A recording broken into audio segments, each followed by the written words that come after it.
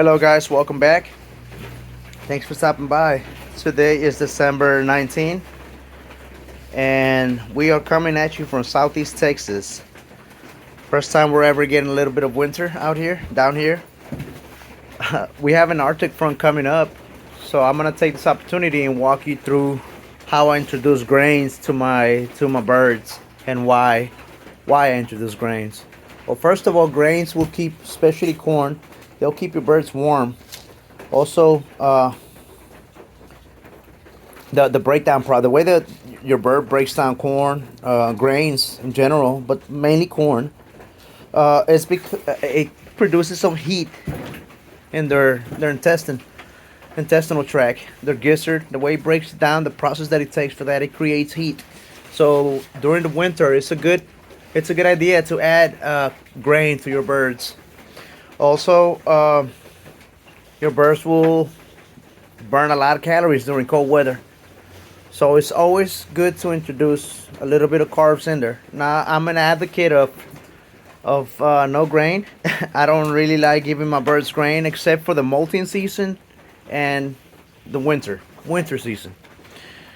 The reason why I don't give them any grain during the summer is because I provide my birds with a lot of black soldier fly larvae, and those larvae are packed with fats and proteins and a bunch of other nutritional value in those larvae.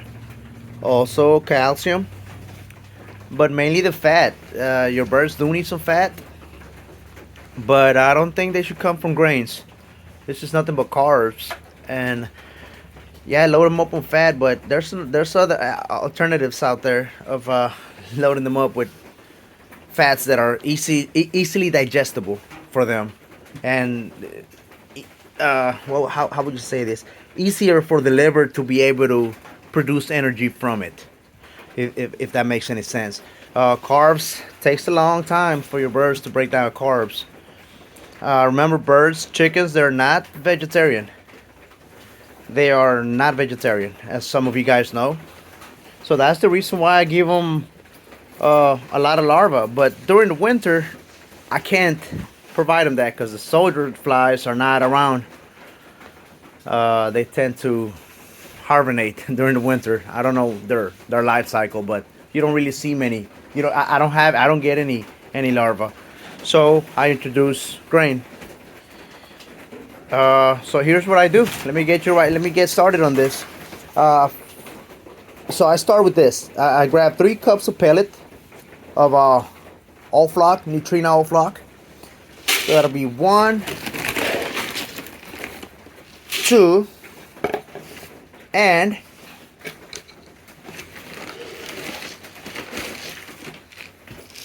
1/2. The other half is going to be nothing but grain. Now, during the winter, you want to give them some fats. A little bit more fats because they're going to need them. I don't have the fats from the larvae, so I got to give them some fats. And best thing to give them will be coconut oil. There's a lot of health benefits from coconut oil. You can look it up online. You could do your research on it. Coconut oil is just my go-to. I don't have the normal coconut oil that I use, so I'm improvising, guys. So I'm gonna give them some NCT oils. This is for human consumption. It's good stuff for y'all, but it's really expensive. But I'm gonna go ahead and improvise. Over the weekend, I'm gonna buy some coconut oil and start adding it as opposed to this, because this is too pricey. Anyways, so all I do is, so we got 2.5 cups. I want 3 cups of feed.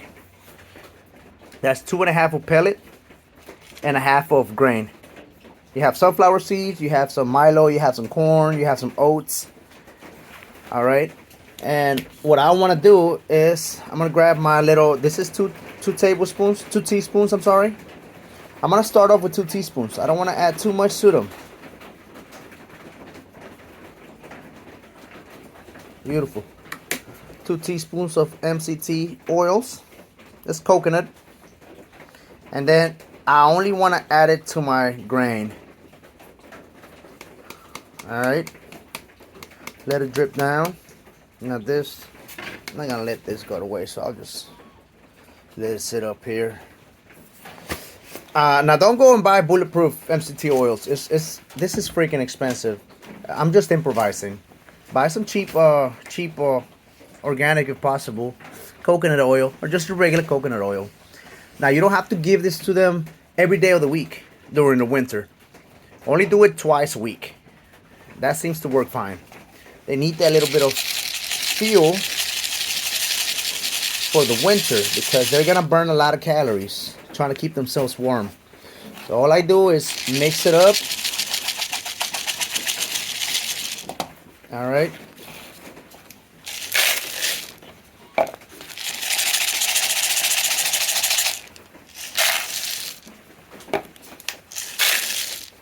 Perfect.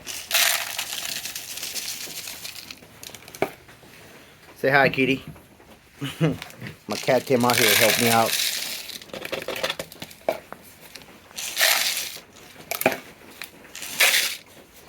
Perfect.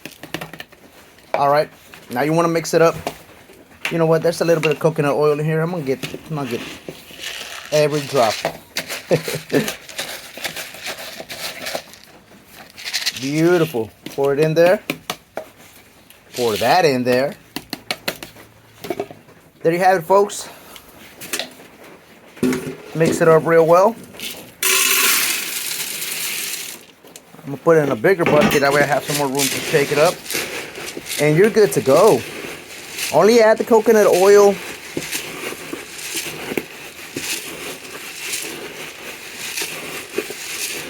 twice a week, preferably. That's my route. Now you can do whatever you want. You can feed them whatever you want. This is the way I do it, and it works fine. I respect anybody's feeding practices. If it works for you, hey, it works for you. Go ahead and do it. Don't change it. If your birds are responding good to it, keep on doing what you're doing. Keep them crowing, you know. So there we go. Slowly but surely. That's all the corn I want to add to them. Introduce it slowly. Eventually, I start adding a little bit more of grain, but not much. I keep it to the minimum. Coconut oil is really good because I don't have the fats from the larva, so this is a good way to improvise. Remember, you want healthy birds.